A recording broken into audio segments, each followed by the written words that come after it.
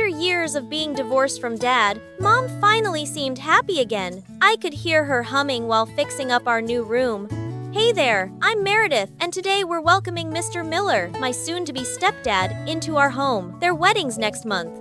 He's sweet, thoughtful, and he has a teenage son around your age. You're gonna love them.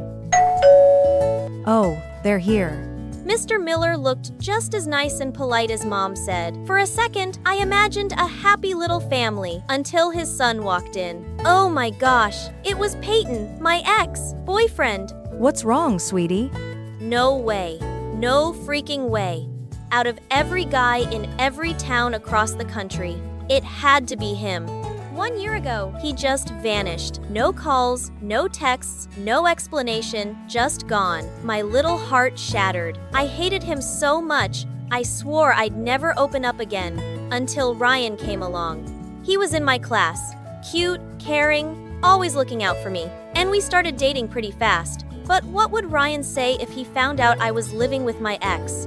Mr. Miller was super kind, but my death stare radar kept locking on the guy sitting right across from me, Peyton, and he looked just as tense. So isn't this great? Our first dinner as one big family? I forced a smile, but I could feel Peyton's sneaking glances at me. My nerves were about to snap. Meredith, try the shrimp pasta. It's amazing. She can't. She's allergic. Everyone stared. My fork froze mid-air. Oh, I didn't know. How did you? I mean, it's a common allergy. I just guessed. Well, she really is allergic to shrimp. Proud instinct, son. See? They already care about each other. Isn't that adorable? Yeah, Mom. So adorable. The next few days were a total disaster. Somehow we always needed the bathroom at the same time. Peyton, here it is. Come outside, kids. They dragged us to the front yard, grinning from ear to ear, already sitting by the camera. Smile, everyone. Family photo for the wedding announcement. Closer, honey. You two look like strangers. Before I could react, Peyton pulled me closer by the shoulder. Don't touch me. Chill. I don't want to do this. Either.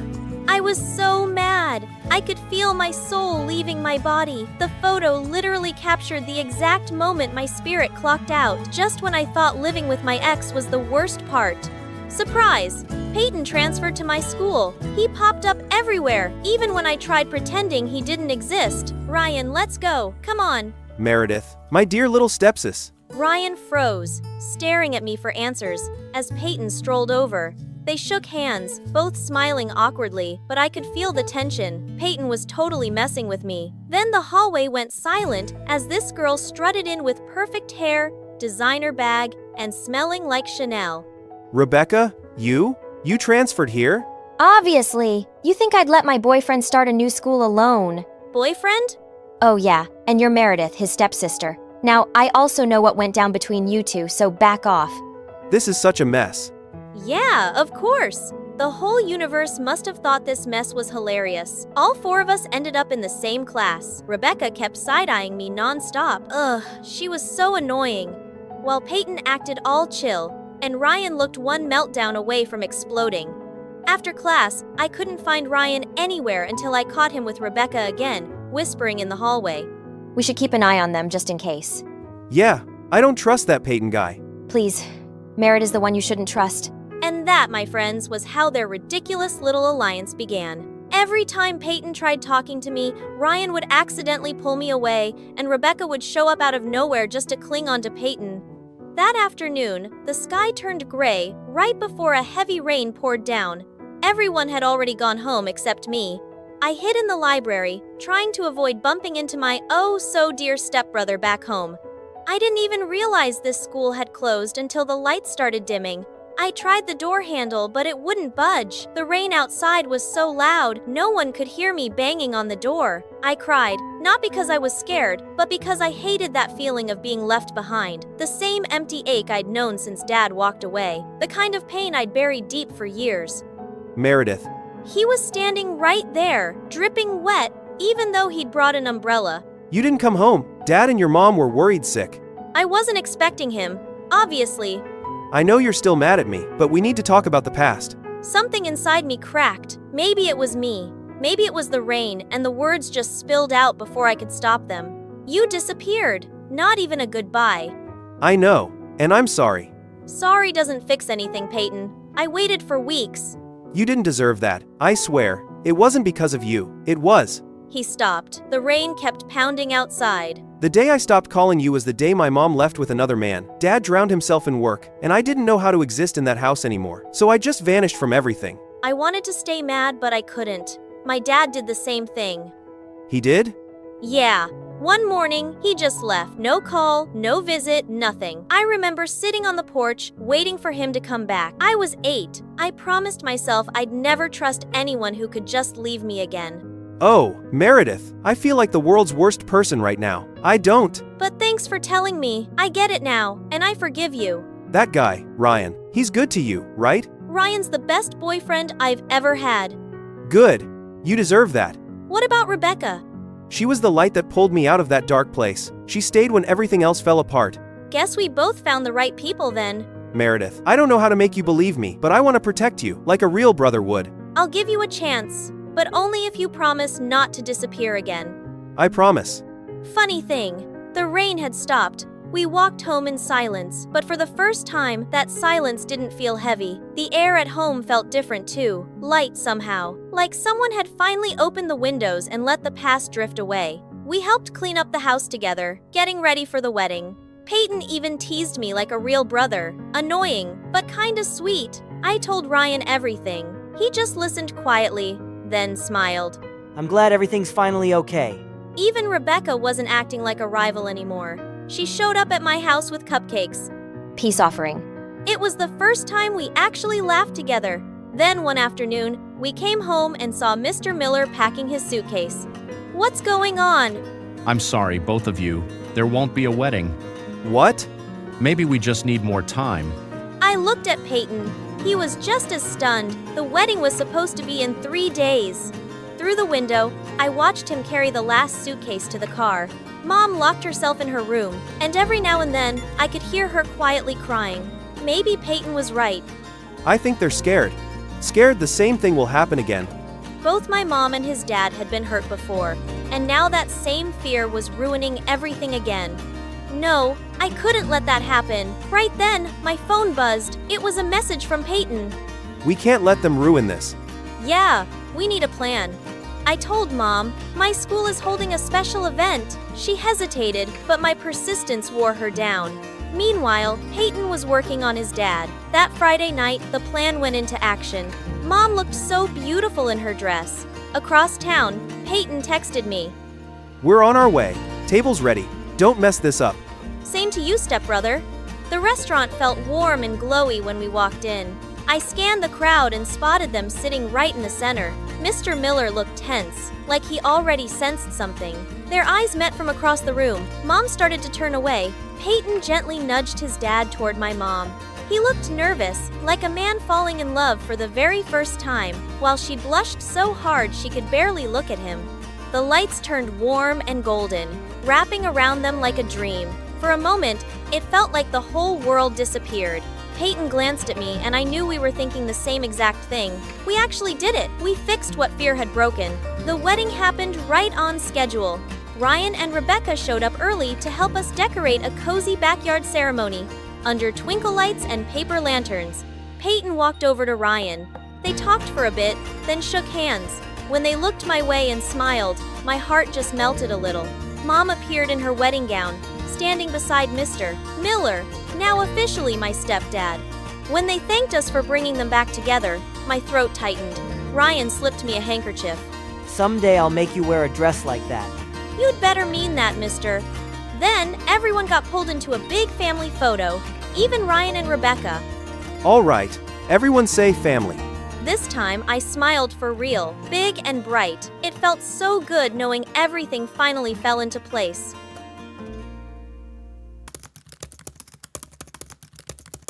Honestly, I never thought so many people would care. Hey, I'm Bella. Please like and subscribe. I was just the girl who got knocked up at 16 by my terrible ex-boyfriend Grayson, the one who later ended up in jail for his messed up actions. Then Henry showed up. He was there when I was ready to give up. He held my daughter like she was his own. Henry had confessed his feelings for me a while back, but I was scared. What if I'd mess up the only good thing I had left? Now my daughter Luna is 10 years old and still rocking it as a famous kid model. And guess what? Henry and I were finally planning our wedding. But just when I thought everything was finally okay, the past decided to knock on my door hard. Every girl dreams of wearing a wedding dress. Luna stood in front of the mirror all excited with a sparkly tiara on her head. Mom, I swear, if you don't become a real princess, I'm canceling this wedding myself. You're 10, kiddo. You don't have the power to shut down a wedding. When I finished putting on the dress, the curtain opened. Henry sat there completely frozen. I know my mom's the prettiest woman on earth, but she's not Medusa, you know? Oh, sorry. Bella, you look amazing. He turned away quickly. I knew he was getting emotional. We'd been through a lot. Well, I vote yes for the wedding. I'm totally being your flower girl. In the meantime, I still had to manage Luna's work. I was her full-time manager now. She had just signed a big contract with a luxury kids clothing brand, becoming their new summer campaign's it girl. Then one morning I got the news. Grayson was out of prison. Yeah, that Grayson. My ex, Luna's biological dad. It hit me so hard, I knocked over a giant light during Luna's photo shoot. Breaking father of child model Luna Bella released from prison after 5 years. In just a few hours, the news was everywhere, blowing up the hot search on every platform. Luna got labeled the daughter of a criminal. Son of a biscuit, she was just 10. She didn't deserve any of that. But Luna smiled at me and said, I'm okay, Mom. Only 6 days till the wedding and I'm so excited. She changed the topic, but I caught her wiping away tears when she thought I wasn't looking. The sparkle in her eyes was gone. Then came the real storm. The media blew up all over again. When Grayson sat down in front of the mic, I never forgot the look on his face. I was a coward. I wasn't ready to be a dad, and I lost everything. I served my time. Now I just want to be better for my daughter. Henry grabbed my hand when he saw me tense up. The media, of course, loved it. No one was gonna bash a man trying to change. But deep down, I wondered, what was he really after? Still, Grayson's speech calmed the media frenzy. The hate toward Luna faded, the edited pics disappeared, and the brand deal started rolling back in. That night, Luna knocked on my door, whispering, Can I meet him? I want to know more about him. My heart sank. My daughter was old enough to have the right to know everything now. Maybe she even felt like she owed Grayson. I nodded because I knew she would have done it anyway, whether I said yes or not. 5 days left till the wedding the next morning. Henry and I met with Grayson. He smiled the second we told him. If it helps her feel better, I'll be there. I'll move in. Weirdly enough, I could feel he wasn't faking it. He was clumsy but sincere, flipping pancakes in the kitchen, messing up her braids. And Luna, she glowed when she was with him. She even started calling him Dad. It broke my heart a little every time I heard it, and Henry's face said he felt it too. He smiled when he saw how happy Luna was, but he started coming home late from work. Sometimes I even caught Henry just sitting in the car with the engine off, staring blankly at the steering wheel. Our wedding was only 4 days away. That evening, I was busy making dinner while Grayson helped Luna with her homework nearby. Unfortunately, I slipped and the bottle fell. Grayson appeared and pulled me away before I could react. Still as clumsy as ever. Some things really never change. Luna looked at him like he was a superhero. After that, the two of them giggled, swapping stories about how Grayson and I used to date back in high school. Honestly, Luna looked like a mini version of him. Dinner was straight up a battlefield. I sat between Henry and Grayson while Luna happily stuffed her face like nothing was wrong. You used to love the food I made. Eat up, okay? Nope, Bella said. She likes mine better. I chuckled awkwardly, staring at the 2 plates piled high in front of me. Mom, if they both ask you out on the same day, who would you pick? I choked so hard, I almost passed out. Henry and Grayson were throwing death stares at each other. If Luna hadn't been there, World War III might have popped off. She finally caught on that something was weird. Later that night, I checked on her, just wanting to see her fast asleep, but she was still awake. Hey, you okay? I wish things weren't so weird. What do you mean? I love Uncle Henry, and I love Dad too, but it feels like if I love one more, the other one will disappear. Is it okay to love 2 people at the same time, Mom? That hit me like a freaking freight train, because now love wasn't just about what my heart wanted, it was about what was best for Luna. The next morning, she looked pale and weak, and before we knew it, she collapsed. All 3 of us rushed her to the hospital, pacing outside the cold emergency room, barely breathing. Finally, the doctor came out with a clipboard. She's stable. It's just exhaustion. She'll need plenty of rest. By the way, who's her father? I am.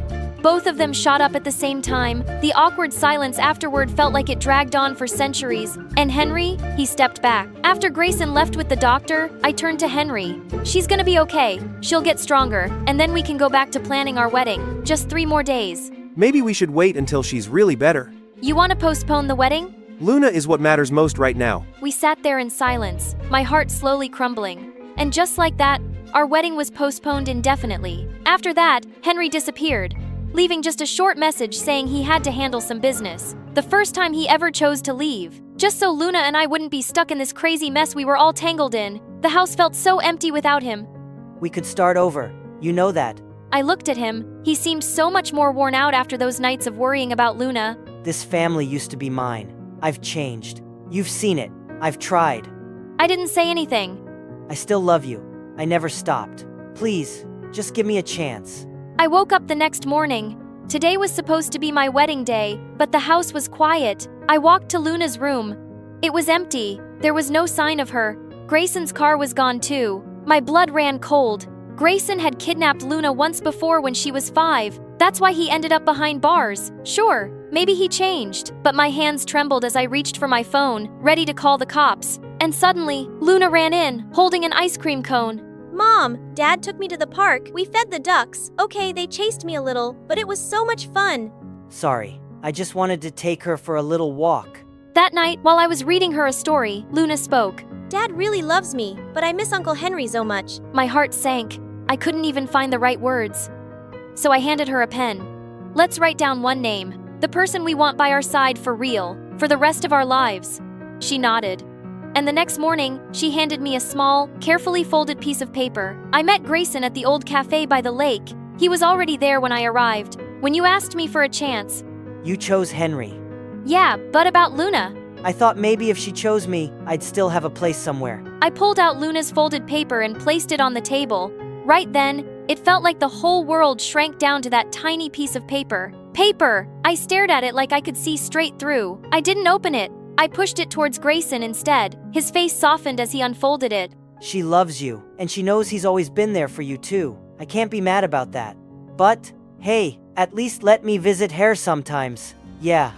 One evening, Luna and I went out to the meadow where I was supposed to meet Henry. Luna spotted him first, took off running, and nearly tackled him to the ground with a giant hug. You big dummy. You're supposed to ask before you disappear like that. You forgot you belong to us. I missed you so much too, kiddo. When it was just the two of us standing in the same place, he had once confessed his love. I hesitated for a long second before finally speaking. Bella. No, let me talk. This time, Luna chose you, and so did I. Again and again and again. Forever and always. I sparkled in my wedding dress, walking behind my beautiful little bridesmaid heading down the aisle. Henry stood under the archway in his tux, his eyes shining with tears. Everyone was there, smiling, clapping, and blessing us. Even Grayson. He gave me a soft, understanding nod when our eyes met. The vows had Luna full on crying, but she was also the loudest one. Can I eat the wedding cake now? Hey, toss the ball this way. Girls and boys are happily playing volleyball. Children are laughing while their parents are relaxing. Summer is the season of sunshine and sand, and summer was me too. But instead of out there, I was trapped by loneliness and cried a lot. Hi everyone, I'm Summer. Don't forget to like and subscribe. A year has passed since I lost Mom and Dad. The ocean used to be our spot. Now it was just me and the seagulls. Summer, how long are you going to hide back there? I'm telling my mom you're skipping out on making dinner. I'd been living with my aunt in Savannah for a year now. She was 15, just 2 years younger than me, but already a spoiled brat because she always got her way. To her, I was just a maid living off her family. What money? Your parents didn't leave you a single dime. Pretty clear where that money went, all spent on Savannah's silly wishes. Ugh, so unfair. Last year we had sushi and a chocolate fountain. Now it's just this tiny cake. Are we poor now? There, baby. Summer, go get more gifts for her. When back to school time came, Savannah was busy fussing over her new uniform. So I asked my aunt, will I get a new uniform too? Or maybe books? They glanced at each other, then cracked up laughing like it was the funniest joke ever. Savannah's school costs a fortune. You're going to the local one, and you better earn your own tuition. No, you're old enough. So I got a waitressing job at Beach Cafe. Easy work, plus I got to smell the sea every day. Hey, have we met before? No, I'm new here. Huh, weird. You feel familiar. Is that your pickup line? He just laughed and left with his smoothie. No name, no goodbye, but that flawless face was hard to forget. It didn't take long for him to get annoying though. He came back every day and acted silly too. Hey, have we met? You asked me that yesterday too. Really? Sorry, I'm terrible with names. Lucky for me, I never told you mine. Turned out, his name was Calder. His family owned the resort and the cafe too. Typical rich boy move, I thought, so I ignored him for days. But Calder was stubborn. He'd hang around during every shift, repeating the same stories on loop. Once he asked if I like strawberry smoothies, even though I told him twice I was allergic. Oh, right, guess I forgot. That's when I realized Calder wasn't just flirting, he was just repeating himself, like hitting reset every day. Weird, right? One night after closing up, I bumped into Otis, the part-time lifeguard down by the shore. Hey, you know Calder? Otis didn't look surprised. He'd seen Calder stick to me like glue. He had a bad surfing accident last year. Hit his head pretty hard. So he's not all there? Nah, he's not crazy. He's got short-term memory loss. Remember everything from before, but anything new resets overnight. After that, I couldn't see Calder the same way. He wasn't just some spoiled rich kid. He was a poor guy stuck in a loop. But why did he always remember me? One afternoon, Savannah barged into the cafe with her rich kid crew. She must have been so bored out of her mind that she looked to mess with me, but I was busy working, not playing along. Bring me the most expensive thing on the menu. Maybe I'll tip you if you're nice. Right then, Calder showed up and Savannah's whole vibe changed. Hey, handsome, what would you like? You work here? If you want me to, then sure. But I'm here for her. He stepped past Savannah and headed straight for me. Holy guacamole. It was priceless. Next morning, I walked in for my shift and just about lost it. Savannah was posing by the blender, wearing the cafe uniform. I got hired. Guess this place couldn't resist a little upgrade. Nice try. I know exactly what you're doing. She shot me a dirty look, then perked up the second she saw Calder. He looked confused seeing her in the same uniform, but walked straight to me anyway. You look familiar. Do I know you? Maybe you do, but she wasn't giving up that easily. Oops. Savannah pretended to trip and threw herself right at Calder, but he just stepped aside. She slammed into the floor, legs in the air, head hair dripping with avocado smoothie. Seeing Calder laugh made my face burn. I'd never cared to mess with rich kids before, but he felt like an exception. Calder was charming and warm, and his, "Do I know you?" had somehow turned into this little thing that made me smile every time. One night after closing, he waited for me down by the beach and asked me to have dinner with him. But next thing I knew, I was sitting in an actual helicopter. A real helicopter. This is nuts. I've never... Just relax, Summer. Look outside. He pointed out the window, but no way was I about to peek at the pitch-black ocean. The sea was pretty by day, sure, but at night looked like a giant monster pit to me. Then Calder slipped his warm hand over mine. I swear my face went red again, but somehow my panic just melted. Following his finger, I saw it, a small island shaped like a heart glowing with hundreds of lights. Beautiful, huh? It's beyond beautiful. I could feel how much he cared, but it hurt knowing after tonight he'd forget it all. So at dinner, I made him a memory book, just a little notebook, but inside, it held every piece of us. Thank you, Summer. That's when he kissed me, our first real kiss, warm and deep. After that night, every time he forgot, I could hand him back tiny pieces of his own heart, flipping through that book, like hearing your favorite song by surprise when you didn't even know you'd forgotten. Meanwhile, Savannah was over her hard work era real quick. She got yelled at for making terrible drinks, snapped at a customer, then ripped off her uniform and stormed out mid-shift. Of course, she crawled right back to her spoiled crew, and I was still the main target. Her snarky digs were meant to break me down, but they sounded like background birds now. Not scared Calder will see you acting like this. So what? I can be the villain. Today, main character. Tomorrow, he won't remember squat anyway. Then her face shifted like she just cooked up another shady plan. She ignored me, whispered something to her friends. They squealed and disappeared. The next day felt too normal. So normal it felt off. Savannah didn't say a word. My whole shift. Near closing, she leaned in. The manager is waiting for you at the bungalow. Something about a delivery. When I squinted at her, she snapped. Could be something VIP. Who knows? I haven't worked here long enough. I just shrugged and headed over. Her fake rage was so on brand. The wooden floor creaked as I stepped inside, and before I could even say hello, the door slammed shut. Gosh, I was fast enough to know Savannah had trapped me. Phone gone, no way out. I yelled myself hoarse, but no one came. I waited for her to get bored and open it up herself, but the hours dragged on. I scratched the door, poked every gap in the wall, kicked it. Her dumb prank had gone way too far. I was legit freaking out. When I finally stumbled out, I looked like I just crawled out of a cave. Hands scratched, shoulder bruised, clothes a hot mess. Summer, where were you? I've been looking everywhere. Family drama, nothing big. You gotta get over there now. Calder's at the resort party with Savannah. What? She's got your memory book. She told Calder she's been his longtime girlfriend. And he believed her? Otis looked unsure, like he couldn't trust what he'd seen himself. Through the winding resort paths, I ran like my heart was about to explode. I froze when I spotted them under the party lights, Savannah clinging to Calder's arm like glue. And we've decided we're going to Europe together this fall. The crowd burst into cheers. He just stood there, weak smile, eyes glazed. Calder, you clueless fool. Geez, Lord Louise. My whole body screamed in pain just when my heart was pounding. The hardest tears spilled out as I was about to watch them kiss right in front of me. Then Calder paused. His eyes drifted down like he was searching for something, then stopped on me. He frowned, pulled his arm free from Savannah, and stepped off the stage toward me. The crowd went silent, parting like a wave. Standing there, a mess, dirty clothes, tears all over my face. I suddenly felt so small under everyone's stare. Calder must have recognized me. Any second now, he'd come over and ask that question. I know you. You're the one I've been looking for all this time. I swear my heart skipped a beat. Then I just threw my arms around him. For a second it was just us, all mushy and warm. Then Calder pulled me up onto the stage with him.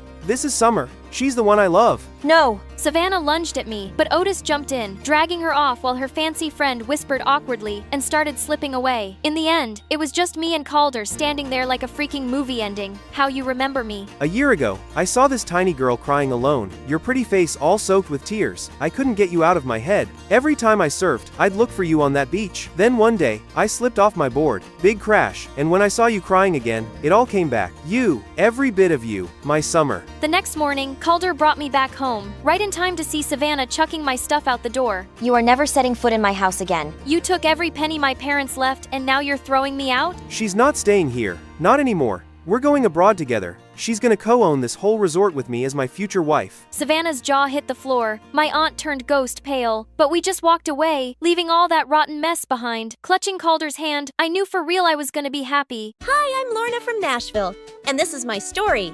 Please like and subscribe. I grew up as an only child, and it was pretty lonely because my single mom was always busy. She'd mostly forget my birthdays or any promises she made. Mom, you promised you'd take me to the beach for a birthday picnic. The sea and the beach will still be there next weekend, Lorna. But without my job, I won't be able to raise you. Mom worked as a chef at a big restaurant, and I enjoyed watching her cook whenever I tagged along with her to work. That soup looks tasty. I need to use the bathroom. Don't touch anything. As soon as Mom left, I picked up a ladle and leaned over to scoop up some soup. Oh, it was so good. As I went in for another spoonful, suddenly my removable braces fell into the pot. Lorna, what are you doing there? Nothing! I quickly moved away, and she hurried with a bowl and dished out some soup. We have a very important guest in the restaurant. No distractions, please.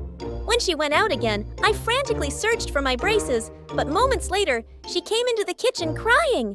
I just got fired because the important guest found this in his bowl. I am so sorry, Mom. Ever since you came, my life has been a roller coaster. I was heartbroken when she said that. After that, she changed towards me even though I said sorry like a million times. She managed to get some part-time jobs, but was having trouble making ends meet. So eventually, when I was in 7th grade, we had to move from our nice apartment in the city and go live with Grandma in a small town.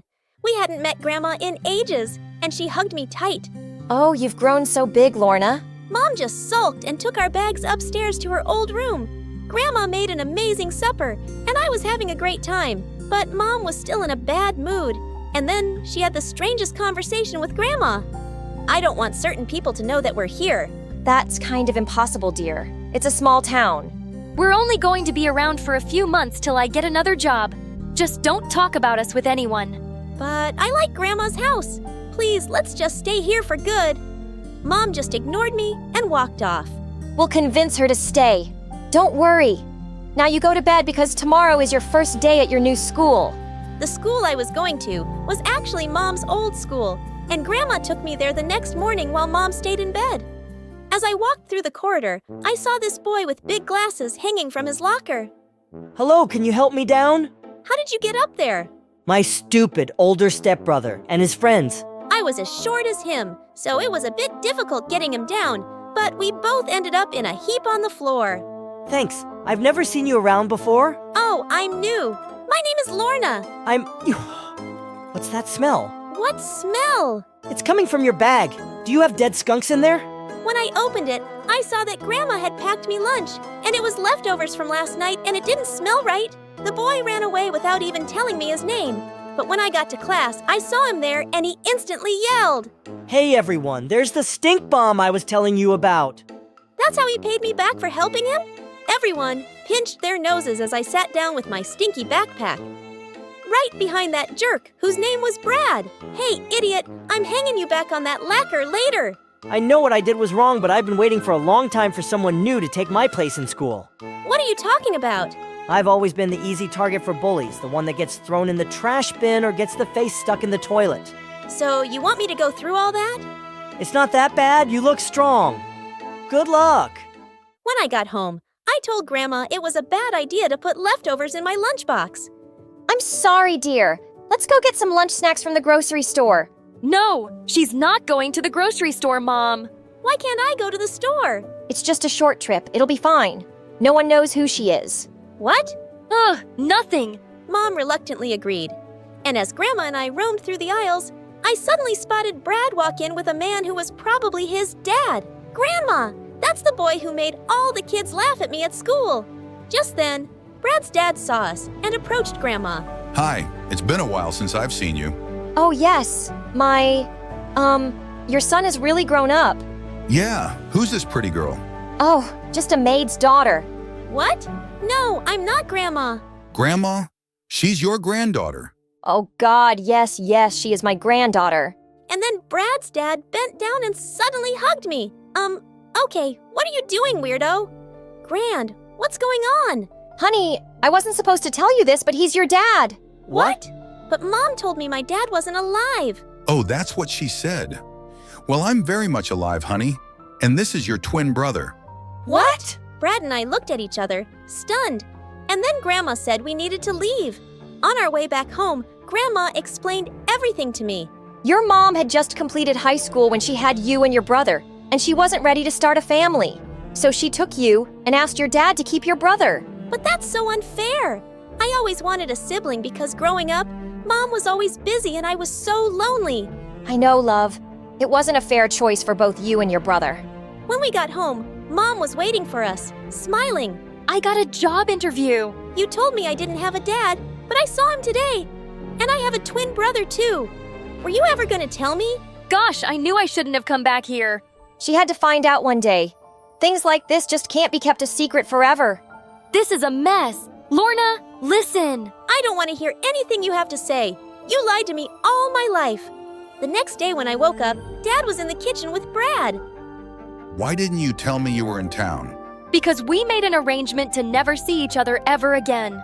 But you're here now. Don't you want to meet your son? Mom looked at Brad tearfully, and he looked as angry as I felt. I have a mom? And I have a dad. The situation in the kitchen was really tense, so I took Brad to my room while our parents still argued. This used to be Mom's room, but now it's mine. I can't believe I have a mom, my own mom, and a grandma and a sister. After Dad married my stepmom, things just went bad for me. She and her son are awful people. Don't worry, you have me now. I'm sorry about what I did at school. I forgive you. Mom and Dad apologized to us both and said they'd been wrong to keep us apart. Brad and I told them it would take us time to forgive them. But secretly, we both thought it was the best thing we'd ever discovered. Mom decided to stay, and as time went by, Brad and I got really close. He started coming by often, and we had a lot in common. Grandma adored Brad, and slowly he and Mom started warming up to each other too. Like this one time, Mom was struggling to open a bottle of pickles, and he instantly got up to help her out. Wow, you're a strong boy now. She kissed him on his forehead, and his face just lit up. But at school, his older stepbrother Mason kept acting like a psycho. One day in the 8th grade, Dad took us all out to a restaurant. And just as I was about to sit next to Brad, Mason pulled away my chair and I fell flat on my butt. Mason. What? I was pulling out a chair for the lady. I was being a gentleman, Dad. It's not my fault she's a clumsy idiot. When Mason went to the bathroom, I smothered his seat with BBQ sauce without Dad noticing. Brad and I giggled as he took his seat. What are goofballs laughing at? It was so hilarious because when he got up, it looked like he pooped his pants. As we grew up, We learned how to defend ourselves against Mason and his friends. Until one day I found Brad sitting with them during recess. Hey, Brad, did you lose your way in your mind? Come on, let's find another table. He doesn't want to chill with you anymore. Go find some other friends. Brad? But he just looked away. What was going on? I caught up with him at the end of the last class. You want to tell me why you're hanging out with Mason suddenly? Look, Lorna, my stepmom has a lot of connections, and she said she'll help me get into a great university on full scholarship if I help Mason pass his exams. So I got to do this. Okay. That's ridiculous. You don't need her connections. You can get in on your own. And I'm sure Dad has enough money to pay for your college. That's the thing. He doesn't. Dad's business was doing really poorly when he met my stepmom. Sometimes I think he just married her for the money. Now she controls everything. I have to do what she says. That's what Dad's told me to. It's just for some time. Mason will graduate soon. He just walked away, and I suddenly felt so lonely again. He stopped coming over completely, and since Mom had gotten a job as a head chef in a nearby city, she'd become really busy again too. Thankfully, I had Grandma, but lately she'd been struggling with her memory, and one day I came home, and she couldn't remember who I was. Who are you? What are you doing in my house? Grandma, are you joking? Go away before I call the police. But it's me, Lorna! I had to wait outside till Mom came back. We took Grandma to the hospital, and the doctor said she had Alzheimer's disease. Why is this happening to Grandma? She's the only person I can talk to. Sweetie, you can talk to me. But you're never around. Mom started taking weekends off from work, spending more time at home so we could take care of Grandma together. Lorna, I was very young when I had you and your brother, and it felt like it might be the end of all my dreams, but it's not true. I just want you to know that I love you both more than my career. Family is the most important thing, and it's taken me some time to realize that. Thank you, Mom. I love you too. Grandma's illness brought Mom and I closer, but Brad just never came back to us. He was still hanging out with Mason and his stupid friends even after they'd graduated high school. And then, one day in 12th grade, I found him in the school parking lot, trying to break into a teacher's car. Brad, what are you doing? None of your business. Go away. No, you were doing something wrong. I'm not just going to forget what I saw. Look, just get out of here. I'm not going anywhere. Just then, Mason jumped over the school fence and started yelling at Brad. What's taking you so long, dude? My boys are waiting outside. I couldn't get the car open. I'm trying. I couldn't believe what I was hearing. They were stealing a teacher's car. Mason, I should have known that you were behind this. When are you going to learn to mind your own business, Lorna? I'm calling the principal. As I walked away, Mason grabbed my hand and I screamed. But just then, Brad pounced on him. Don't touch my sister. While they rolled on the floor wrestling, I ran straight to the principal for help. The principal called the police, and Mason was arrested for trespassing on school property and attempted theft. Turned out it wasn't the first car he and his gang had stolen. Brad, what happened to you? Lorna, you don't know what I had to live with. Mason's mom is so evil. If I didn't listen to Mason, then he would tell his mom and I won't get to go to college. Did you talk to Dad? Did you tell him that Mason is making you steal cars? I tried, but he never believes me. I hugged him as he cried. You should have told me. I would have helped you. I told Mom everything that happened, and she was so mad at Dad. She insisted that Brad come and live with us, and he was really happy too. Soon after, my college application replies came back, and to my delight, I've gotten in on a full scholarship. I'm so happy for you, sis. My scholarship applications never got accepted, but at least you get to go. I have enough money saved by now, and I'll pay for your studies. Brad, you don't have to worry about that ever again, because you are also my child. As we celebrated in the living room, Grandma suddenly appeared. Lorna, Brad, when did you get here? I'm so happy to see you. Grandma remembered us, even if it was for just a little while, and it was a moment to cherish.